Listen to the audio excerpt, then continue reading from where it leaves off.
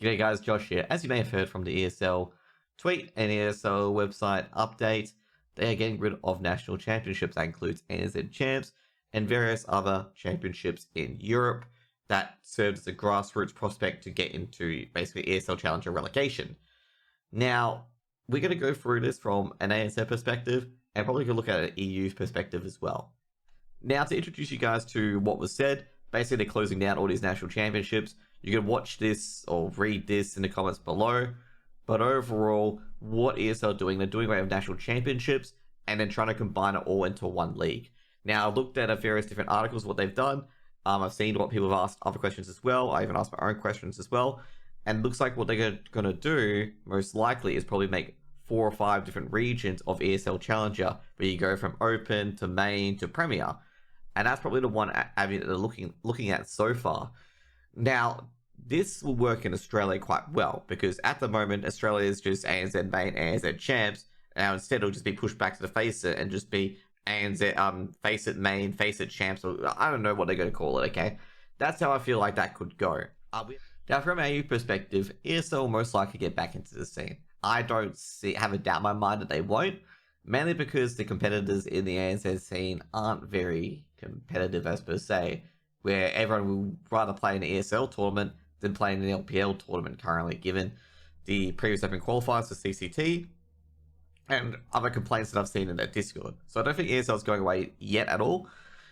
And I feel like ESL don't really throw too much in the ANZ scene for it to be like a bad investment. It's not like they're investing, let's say, $1 million into a scene that only gives 10 grand. I feel like it does, it is pretty even overall, and it is able to get its own sponsorships through multiple networks as well. So I don't think ESL will have a problem getting a league back in ANZ. I reckon it could go back to the old system of having the ANZ Premier and then the ANZ Main. I think that will most likely stay the same. And I think we're going to see some leagues coming out next year about it. Or alternatively as well, which actually could be a big change. It could be the combination of the ANZ Asia region. But I'm against that, and I think it's going to be like poo-pooed away. Mainly because of the fact that 60 and 100 MS will matter quite a bit for both teams. And I don't think anyone wants to get into a bit of a space like the Middle East areas where they play on one team server for one map and then another team server for another map. I don't think people are going to do that. I don't think it helps anyone either. But that's what I feel like is going to happen to ANZ region, is that we're going to have a Premier and a Main, as if it's just business as usual, to be honest. Now, overall, with that decision to obviously leave the national championships, a lot of people on the ANZ side have been, pressing the panic buttons because obviously ESL is the only TO in this area. I think you can just hold fire on those panic buttons. Surely they're going to put something in to replace it. Pretty much the scene, I guess right now, if ESL don't put anything in the scene's probably going to die.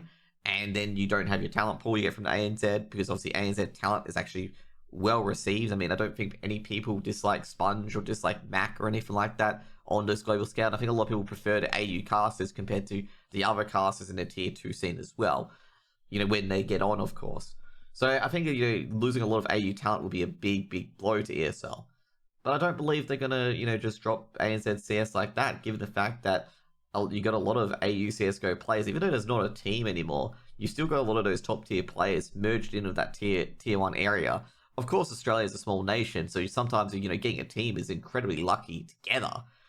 But even having, some of those players in various different organizations, whether it's G2, JKS, whether it's Dexter and Fnatic, it's still good enough to have some sort of Australian representation in there, even though they may not be in the team of their own, like Renegades back in the day, even though Renegades wasn't even pure Australian either. So that just defeats the purpose as well.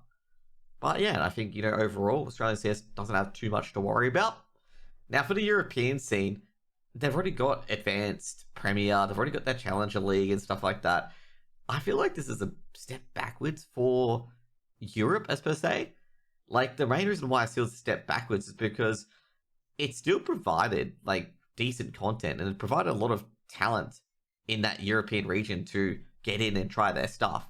I mean, we had a community broadcast for the UK talent, which was really awesome. And, a lot of people came in and did their work and stuff like that as well. Got people a foot in the door, as per se. Now, you can still do that with ESA Advanced and ESA Challenger, of course.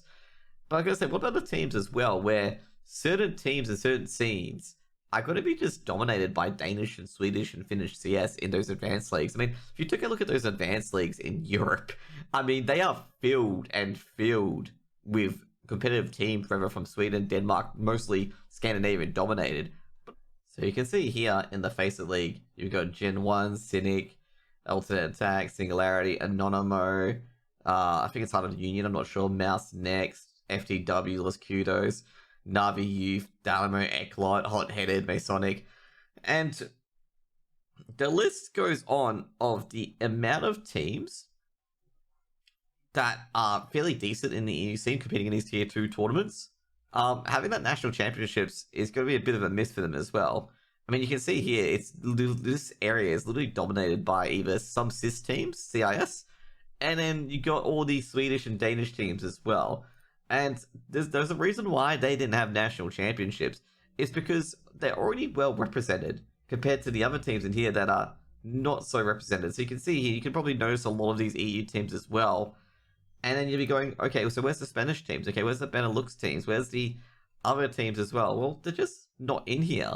And as I said before, it is just dominated by Swedish CS, Polish CS, even Polish, I guess, getting rid of the Poland Championships. Well, they didn't get rid of it, actually, because it's used for IM Katowice now. We can see here that there's not really much representation other than Dripman, of course, it's a UK team, of, like, the Spanish, UK, Benelux, and other championship teams at all in advanced, and a lot of them will probably be just chilling in main currently as well. So yeah, that's where I don't understand for the European scene why the championships we got rid of, because Europe is a large set of countries compared to Australia, where Australia doesn't matter too much about it. So I'm really perplexed about it all. Now, will they be able to hold like their own grassroots tournaments fairly easily? Yes, the UK does have Insomnia and Epic Land and stuff like that as well, so I think the UK won't struggle too much. They've got a lot of TOs that can just enter that space very easily. I have no idea about Spain, Germany, or anything like that. I think Christian Lenz, the operator of Big, has basically said that there could be, another tier already wanting to put a league up, so to build up that grassroots organization as well. So I think that there's definitely some good replacements. But also at the same time, you're sitting there going, like, you don't need to get rid of it. There's actually some of those grassroots tournaments that are very needed in the scene as well. I mean, Mopos himself said, obviously in the HLTV article, that the Spanish scene is pretty messed up with their sleeving. Obviously, I don't want to mince my words here as well. He wasn't pretty happy with it. But overall, I gotta say, with Europe, there's definitely room to just go in there and hold a grassroots tournament for most of the regions. But I gotta say, for the Benelux and Spanish regions, not terribly too sure about that one. Overall, for the European scene, there's probably not too much to worry about. There's probably got to be TOs that are going to fill that space. At the ANZ scene, ESL's probably going to be back. Hopefully, they'll be casting some of either the ANZ Premier or the ANZ Main Action. It'll be pretty awesome if to do so as well. I do have some doubts they're going to convert back to the old system, given the fact they just converted to the ANZ Champ system recently. So it's just like, why did you switch in the first place? But hopefully we get to see some ANZ action, and hopefully I'm casting it. See you guys later. Peace out. Bye.